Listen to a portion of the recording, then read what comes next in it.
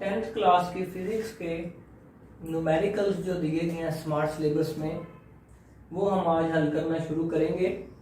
तो chapter number 1 जो हमारे पास है फिजिक्स टेंथ क्लास की, उसकी मिसाल नंबर 1 जो है वो स्मार्ट सिलेबस में दी गई है। तो मिसाल नंबर 1 पहले हल करते हैं हम। सामने मिसाल नंबर 1 की स्टेटमेंट लिखी हुई है मैंने। 1 मीटर लंबाई, जो हमें पहली चीज दी गई है डाटा में वो है 1 मीटर लंबाई। ठीक है, डाटा जो हमें गिवन है उसमें लंबाई हमारे पास आ गई है, लेंथ वो है 1 मीटर। 1 मीटर लंबाई के सादा पेंडुलम का टाइम पीरियड। दूसरी चीज हमारे पास आ गई टाइम पीरियड और फ्रीक्वेंसी मालूम करें। दो चीजें हमने मालूम करनी है, सादा पेंडुलम का टाइम पीरियड और फ्रीक्वेंसी। टाइम पीरियड को टी से डिनोट करते हैं और फ्रीक्वेंसी को एफ से डिनोट किया जाता है। जबकि क्वेश्चन में हमें बताया पहले से टेक्स्ट बुक में कि जी की कीमत कितनी है हमारे पास, ग्रेविटेशनल एक्सेलरेशन जी की कीमत हमारे पास है 10 मीटर फी सेकंड।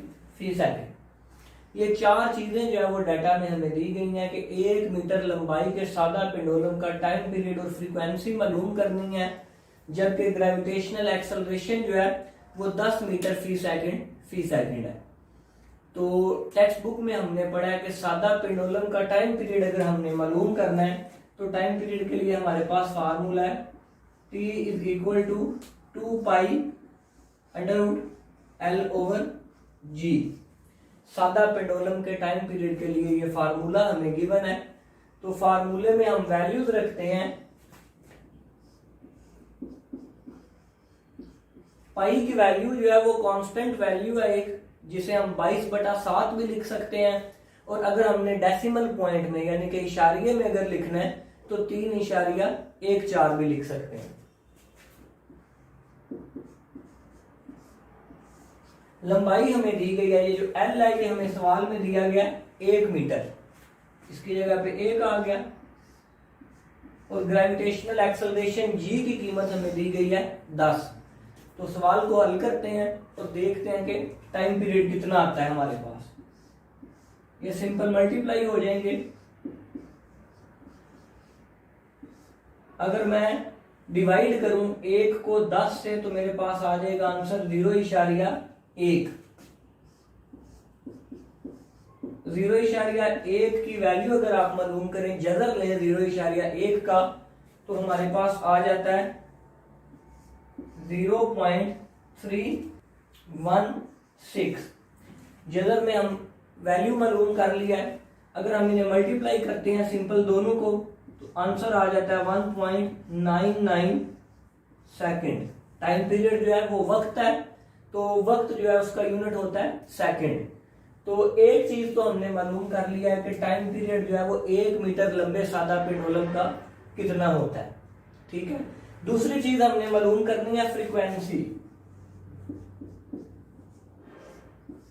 तो फ्रीक्वेंसी के बारे में भी चैप्टर के दौरान थ्योरी जब हमने डिस्कस किया तो हमने पढ़ा कि टाइम पीरियड और फ्रीक्वेंसी जो है वो एक दूसरे का रेसिप्रोकल होते हैं, एक दूसरे का उलट होते हैं। तो फ्रीक्वेंसी का फार्मूला हमारे पास आ जाएगा 1/T।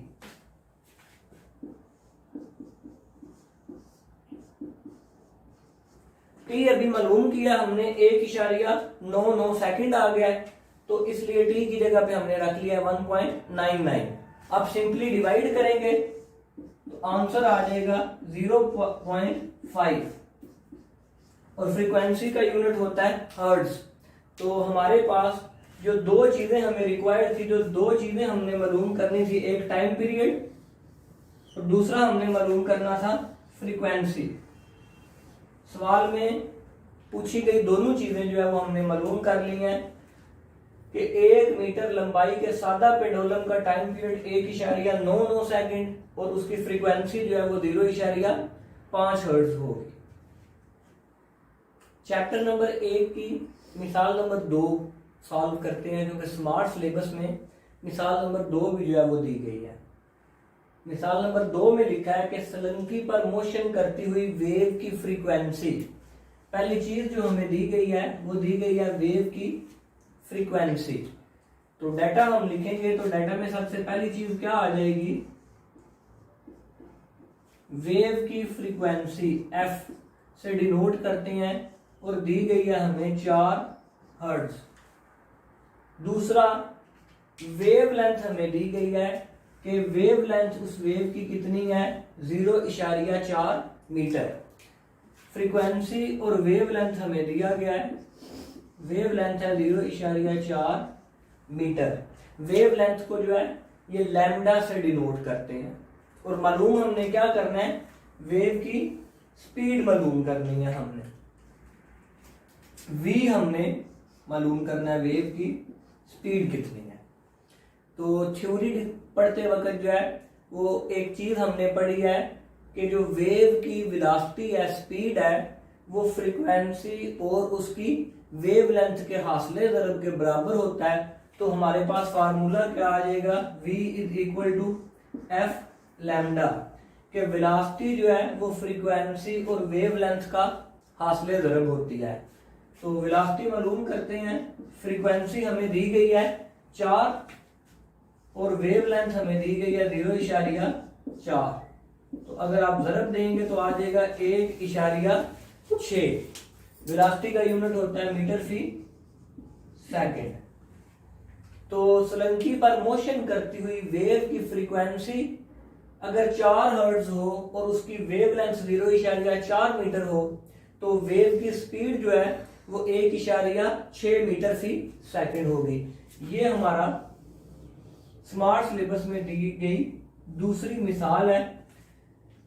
क्या करना था हमने कि हमें फ्रीक्वेंसी और वेव लेंथ को लैम्डा से डिनोट करते हैं, दी गई थी और हमने वेलोसिटी मालूम करनी थी। आपने थ्योरी पढ़ते वक्त चैप्टर नंबर 1 में ये एक्सप्रेशन जो है वो डिराइव भी किया है कि वेव लेंथ जो है और फ्रीक्वेंसी इनका हासिले ज़रब वेव की स्पीड के बराबर होता है।